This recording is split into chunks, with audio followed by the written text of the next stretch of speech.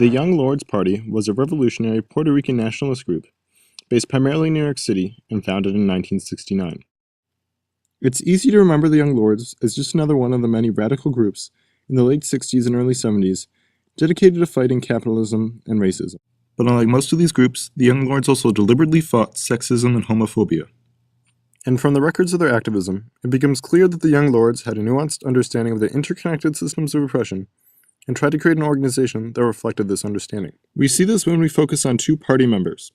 First, Denise Oliver, the first woman on the Central Committee, and second, Pablo Yoruba Guzman, the Minister of Information. Oliver recognized how powerful sexism was in society. She wrote in Palante, the Young Lords publication, "When you look to any group to find out who's the most oppressed, it's always going to be the women." And because of sexism's strong presence in society, it inevitably had a presence in the Young Lords. She wrote, "There is still male chauvinism in the party. It's a difficult struggle for a man to liberate himself after 23 or 24 or 25 years of being a macho. But it wasn't just men who were the problem. Oliver wrote that in addition to men being unaccustomed to gender equality, many women had been similarly convinced of their sole role as helpers to men." Having recognized sexism, Oliver applied her anti-capitalist beliefs to better understand conventional family structure. She rejected marriage, seeing it as a slave contract. She also questioned the benefits of the nuclear family. She wrote, "I don't see where there are any great advantages to the nuclear family at this point. Actually, the concept of two individuals living together off somewhere is selfish and non-socialist." The Young Lords also brought homophobia into their understanding of oppression. Pablo Yoruba Guzman described in Palante how homophobia was an even more powerful force than sexism.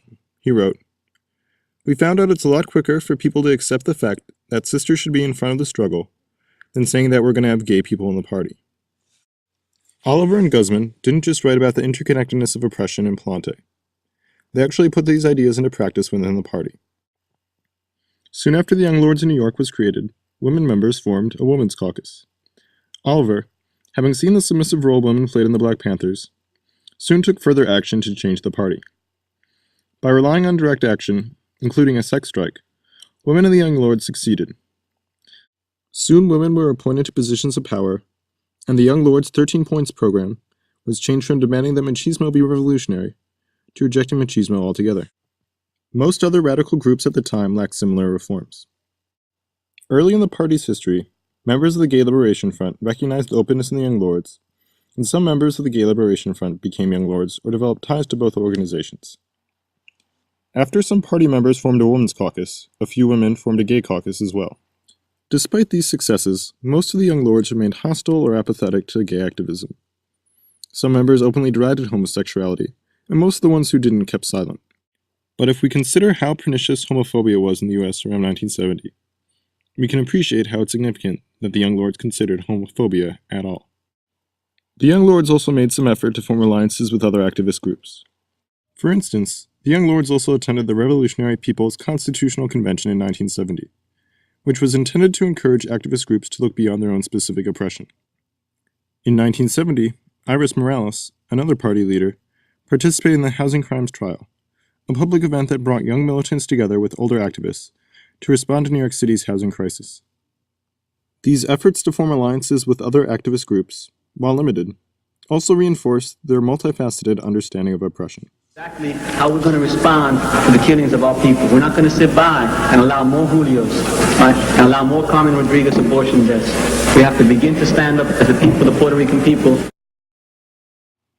The Young Lords believed that to really liberate a community, defeating poverty, racism, sexism, or homophobia was not enough. True liberation required defeating all forms of oppression. The battles the Young Lords fought 40 years ago are still being fought today. Perhaps those who have taken up the Young Lords' battles need to consider this view of oppression, and not just because it sounds good. Rather, this view has great potential for broad alliances and widespread liberation, and may be critical to their success. There's been trouble, and there's going to be more trouble. We're going to continue to have more trouble. You see, people are learning to struggle together. People are learning to fight together. And I don't think that's trouble, I think that's self-defense, I think we're defending ourselves, I think the trouble has already come whenever...